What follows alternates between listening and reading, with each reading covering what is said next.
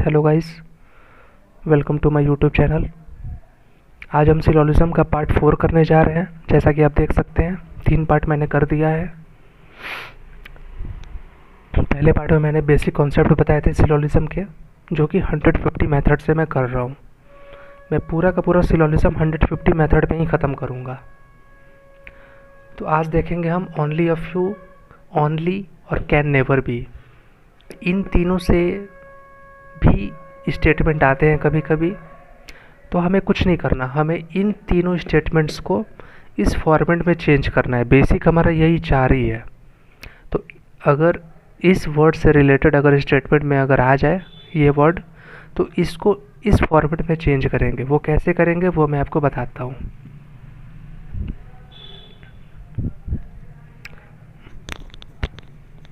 सबसे पहले देखते हैं ओनली अ फ्यू का केस।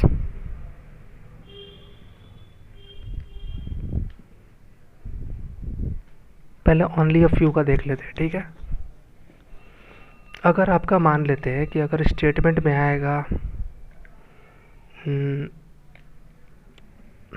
अगर आपका स्टेटमेंट में आ जाता है question only a few A are B, अगर आपको ये आ जाता है तो क्या करेंगे, इसको हम दो पार्ट में तोड़ेंगे, ठीक है।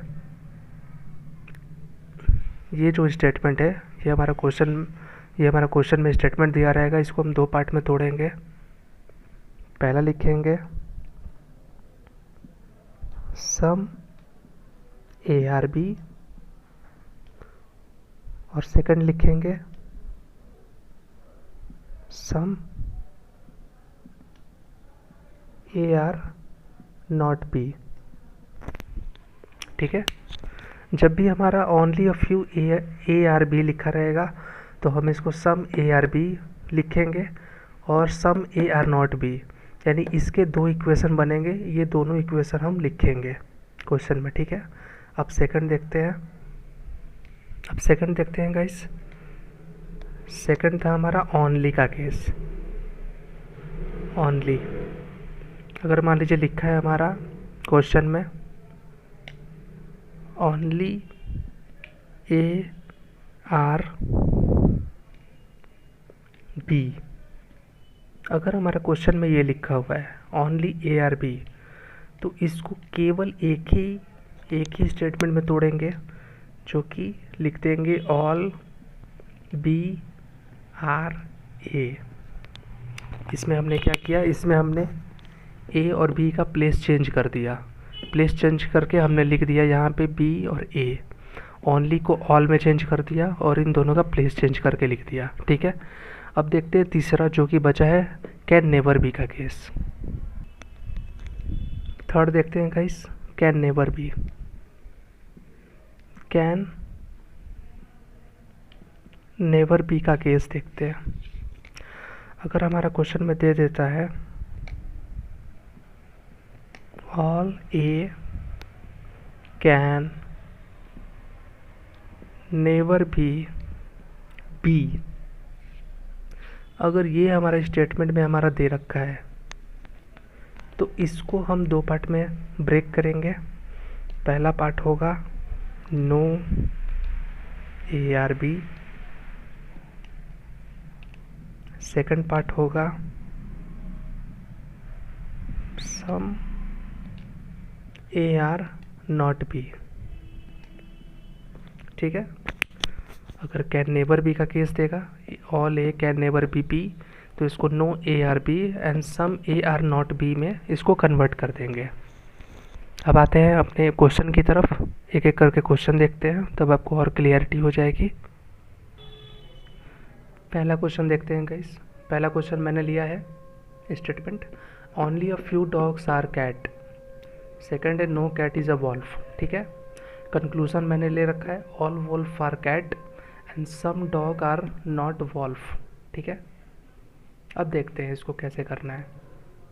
मैंने आपको पहले बताया था ओनली अ फ्यू वालों को हमें दो पार्ट में ब्रेक करना है।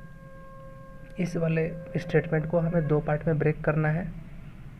पहला पार्ट हो जाएगा सम का, सम डॉग आर कैट, ठीक है।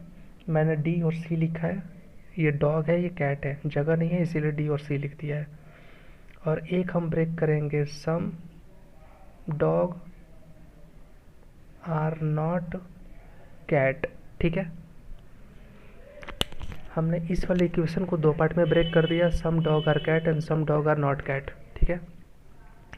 अब देखते हैं कंक्लूजन की तरफ, ठीक है।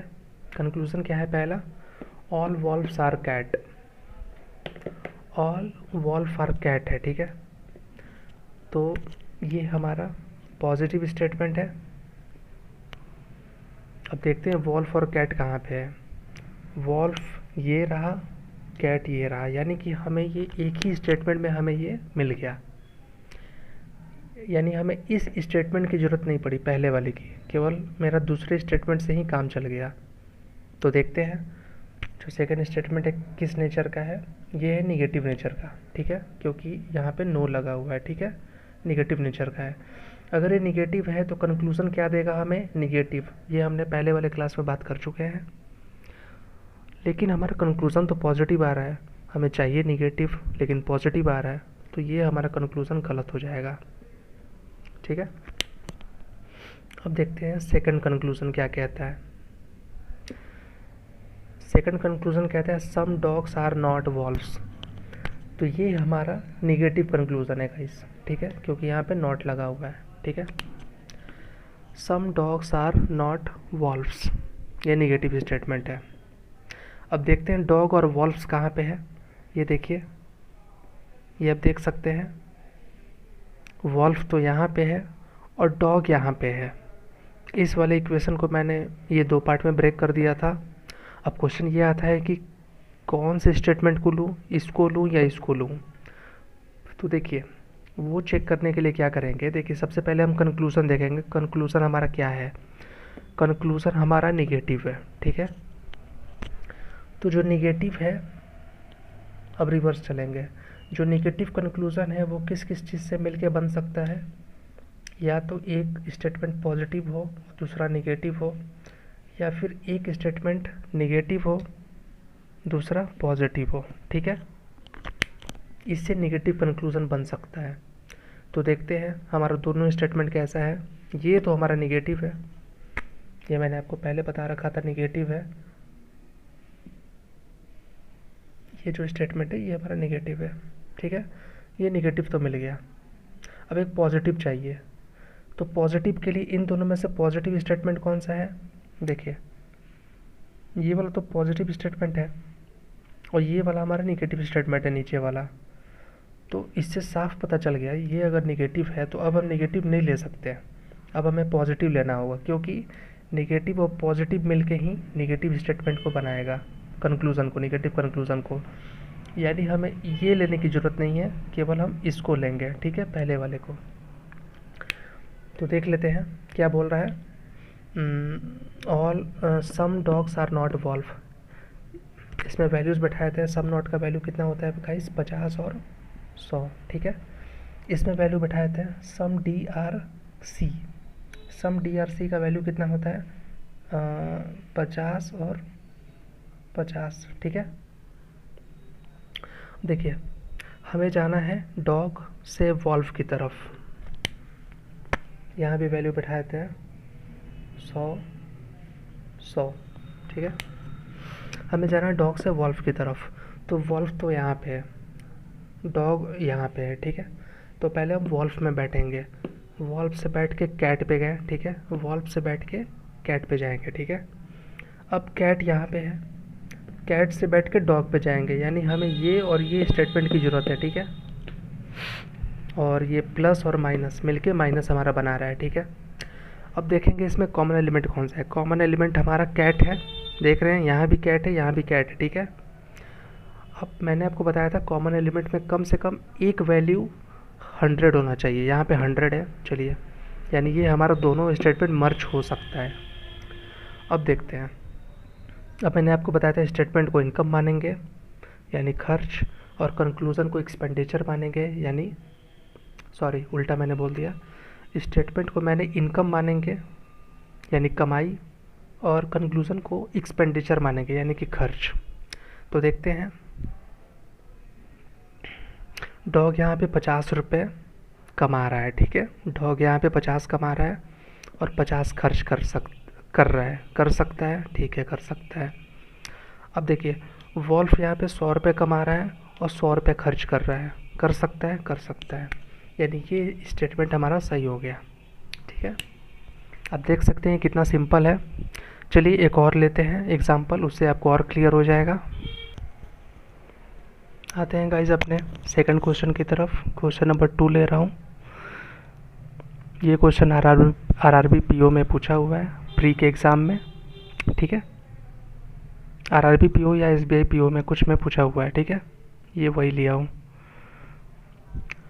तो स्टेटमेंट मैंने ले रखा है, ओनली अ फ्यू BRD। मैंने आपको बताया था ओनली अ फ्यू का जब भी केस आएगा तो इसको 2 पार्ट में इसको ब्रेक करेंगे। इसको लिखेंगे एक some BRD, some BR not D, ठीक है। ये ओनली अ फ्यू DRR, इसको भी हम 2 पार्ट में ब्रेक करेंगे। ये आपको एग्ज़ाम में आपको ब्रेक नहीं करना, अगर आप प्रैक्टिस करोगे तो आपको ये सब लिखने की ज़रूरत नहीं है। ये बस मैं आपको समझाने के लिए बोल रहा हूँ। आप जब प्रैक्टिस करोगे तो आप बिना पेन उठाए इसको सॉल्व कर सकते हो। तो इसको हम क्या लिख सकते हैं, सम DRR, इसको लिख सकते हैं सम DR नॉट R, ठीक है। देखिए, और तीसरा हमारा है नो R इज W। ये जो मैंने BDR ये जो लिया है, ये एक्चुअल क्वेश्चन में B का मतलब बीच था, D का मतलब डेल्टा था, R का मतलब रिवर था, W का मतलब वेव था। ये जगह कम होने की वजह से केवल मैंने उसका फर्स्ट लेटर ले लिया है, B और D और R। आप एग्ज़ाम में यही वाला ट्रिक अपना सकते हैं। आपको इतना बड़ा बड़ा नाम लिखने की ज़रूरत नहीं है, आप केवल उसका जो फर्स्ट लेटर है वही लिख के आप सॉल्व कर सकते हो। तो कंक्लूज़न देख लेते हैं गाइस। कंक्लूज़न हमारा दे रखा है क्या, all D can never B W, all R is B। आप देख सकते हैं यहाँ पे कैन नेवर बी का आ गया कॉन्सेप्ट, कैन नेवर बी का। तो मैंने आपको क्या बताया था कैन नेवर बी के लिए, कैन नेवर बी का मैंने आपको 2 बताया था। आप कैन नेवर बी को क्या लिख सकते हो, नो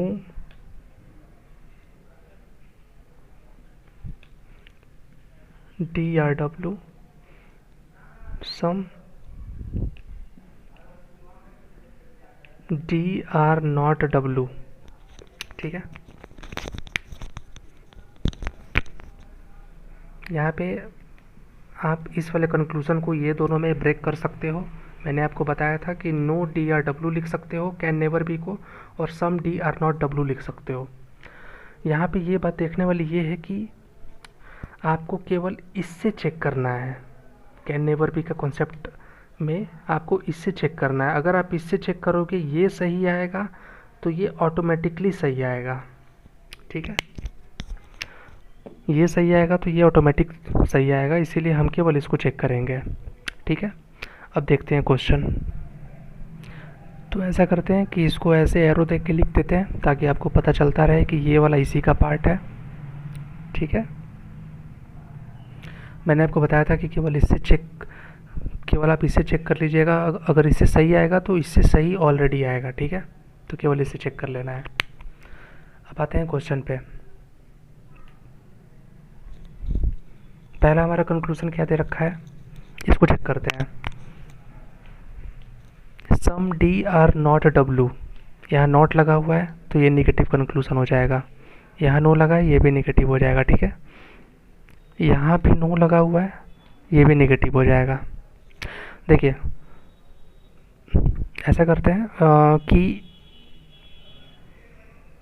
इसको इसकी जगह पे लिख देते हैं तो आपको कंफ्यूजन नहीं होगा। इसको लिख देते हैं ऐसे। ये हमारा क्वेश्चन था, इसको मैंने इस मतलब इस क्वेश्चन को हमने 2 पार्ट में ब्रेक कर दिया, ये दोनों में। अब इसको मैं यहाँ पे लिख देता हूँ। यहाँ पे लिखने में आपको कोई कन्फ्यूज़न नहीं होगा, तो लिख देते हैं सम डी आर नॉट डब्लू, ये नेगेटिव है, ठीक है।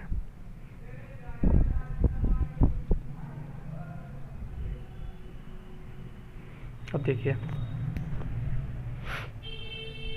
क्या करेंगे, इसका वैल्यू बैठा दीजिए। सम नॉट का वैल्यू कितना होता है, 50 और 100, ठीक है। यानी हमने डी और डब्ल्यू के बीच में रिलेशन चाहिए। डी और डब्ल्यू कहाँ पे है देख लेते हैं क्वेश्चन में एक बार। डी और डब्ल्यू कहाँ पे है, देखिए डब्ल्यू यहाँ पे है, डी यहाँ पे भी है, यहाँ पे भी है, तो कौन से डी को लें वो देखना पड़ेगा। देखिए सबसे पहले डब्ल्यू पे बैठ जाइए, डब्ल्यू पे बैठ के आर पे चले जाइए। अब आर कहाँ पे है वो देखना है आपको। आर यहाँ पे है, यानी आर से बैठ के डी पे चले आइए। यानी हमें डी और डब्ल्यू के लिए ये दोनों स्टेटमेंट की ज़रूरत पड़ेगी। और मैंने आपको बताया था कि इसके 2 पार्ट होंगे, एक सम डी आर आर, एक सम डी आर नॉट आर, ठीक है। तो इन दोनों में से कौन सा लेना है वो मैं आपको बताता हूँ, ये आपको ध्यान से समझना पड़ेगा। देखिए ये कंक्लूज़न हमारा निगेटिव है, ठीक है। ये कंक्लूज़न हमारा निगेटिव है, तो कंक्लूज़न हमारा निगेटिव किस किस चीज़ से बनेगा, या तो एक स्टेटमेंट पॉजिटिव हो या निगेटिव हो, या फिर एक स्टेटमेंट निगेटिव हो या फिर पॉजिटिव हो, इन चीज़ों से बनेगा वो, ठीक है। तो देखते हैं, हमें ये दोनों स्टेटमेंट को लेना है। तो ये तो हमारा निगेटिव है, ये तो ऑलरेडी हमारा नो लगा हुआ है, तो यहाँ निगेटिव है, ठीक है। तो एक तो निगेटिव आ गया मेरे पास। अब एक हमें क्या लेना है, पॉजिटिव स्टेटमेंट। देखिए इसमें ये वाला पॉजिटिव स्टेटमेंट है, ये वाला निगेटिव स्टेटमेंट है। यानी हमें क्लियर हो गया कि हमें एक तो ये वाला लेना है और एक ये वाला लेना है, इन दोनों को लेना है हमें, ठीक है। अब क्या करते हैं, हम तो डिसाइड कर लिए कि एक ये वाला स्टेटमेंट और एक ये वाला स्टेटमेंट लेना है। अब इसमें वैल्यूज़ को रख देते हैं गाइस। नो का वैल्यू कितना होता है, 100, ठीक है। यहाँ पे रख देते हैं सम का वैल्यू कितना होता है गाइस, 50, ठीक है। अब देखते हैं कंक्लूज़न में। कंक्लूज़न हमारा क्या रहा है, डी और डब्ल्यू के बीच में रिलेशन। तो देखिए डी और डब्ल्यू के बीच में रिलेशन आ गया हमारे पास, ठीक है। अब देखते हैं कि ये दोनों स्टेटमेंट मर्ज हो सकता है या नहीं हो सकता है। डी और डब्ल्यू को मिलाने के लिए कॉमन एलिमेंट कौन सा है, आर है। आर यहाँ पे आर है, यहाँ पे आर है, तो इन दोनों में से कॉमन एलिमेंट में मैंने बताया था कि एक की वैल्यू 100 होनी चाहिए। यहाँ पे एक की वैल्यू 100 है, ठीक है, यानी ये मर्ज हो सकता है हमारा। अब देखते हैं वैल्यूज़। यहाँ पे डी 50 रुपये कमा रहा है और डी 50 रुपये खर्च कर रहा है। कर सकता है, बिल्कुल कर सकता है, ठीक है। यहाँ पे डब्ल्यू 100 रुपये कमा रहा है और 100 रुपये खर्च कर रहा है। कर सकता है, बिल्कुल कर सकता है, यानी ये वाला हमारा सही हो जाएगा, ठीक है। ये वाला कंक्लूज़न हमारा बिल्कुल सही हो जाएगा। अब आते हैं सेकंड कंक्लूज़न की तरफ। सेकंड कंक्लूज़न है हमारा नो आर इज बी। यहाँ पे वैल्यूज़ को रख देते हैं 100 और 100। नो का वैल्यू 100 होता है। अब देखिए यहाँ पे बी और आर है, ठीक है, यानी हमें आर और बी के बीच में रिलेशन चाहिए। बी और आर कहाँ पे है देख लेते हैं गाइस। बी और आर, बी तो यहाँ पे है और आर यहाँ पे है, यानी ये दोनों स्टेटमेंट, लेकिन ये दोनों स्टेटमेंट के दो पार्ट है, यानी 4 चीज़ें हैं। तो कैसे डिसाइड करें कि कौन सा पार्ट हमें लेना पड़ेगा, वो देखिए। सबसे पहले ये देखिए कि हमारा कंक्लूज़न निगेटिव है, ठीक है। निगेटिव किस चीज़ से बना होगा, या तो पॉजिटिव या निगेटिव से बना होगा, या निगेटिव या पॉजिटिव से बना होगा, ठीक है। तो अब देखते हैं,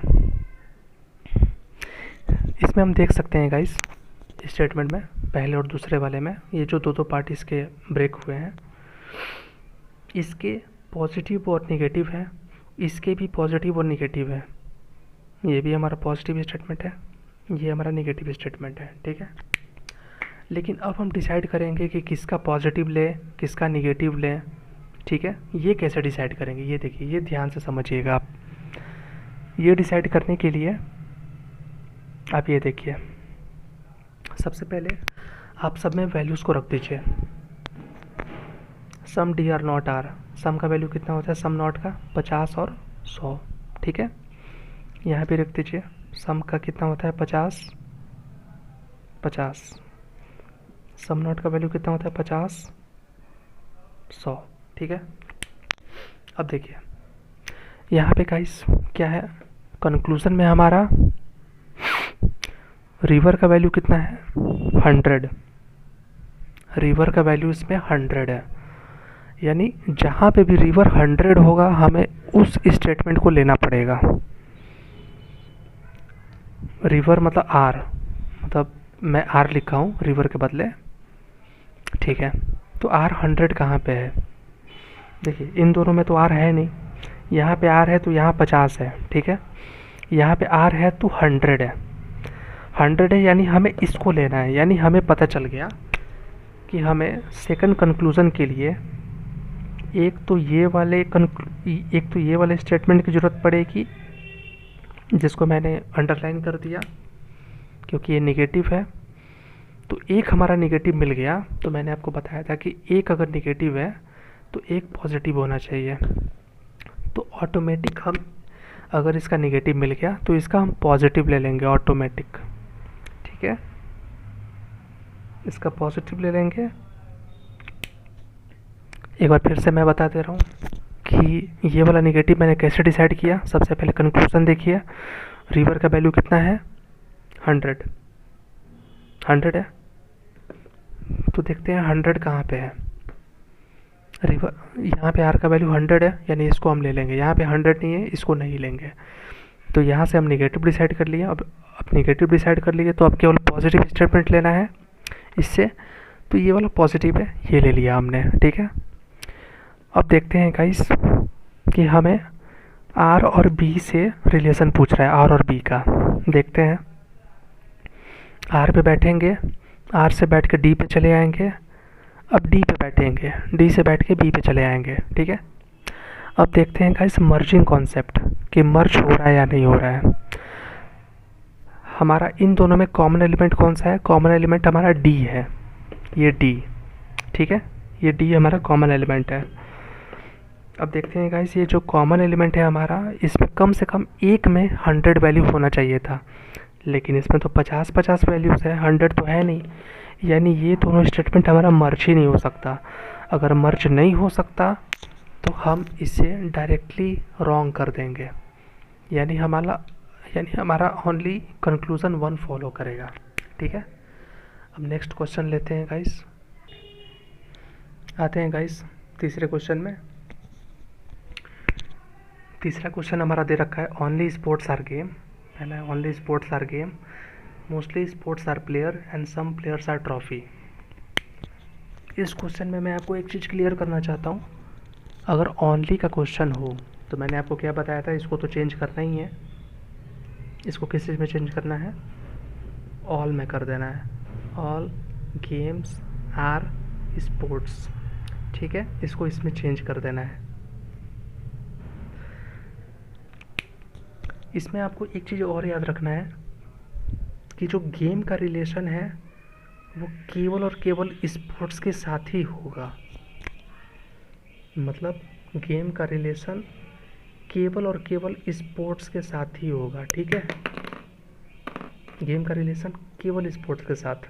अगर और किसी के साथ रिलेशन दे रखा है, जैसे मान लीजिए कि अगर गेम का रिलेशन दे रखा है प्लेयर के साथ,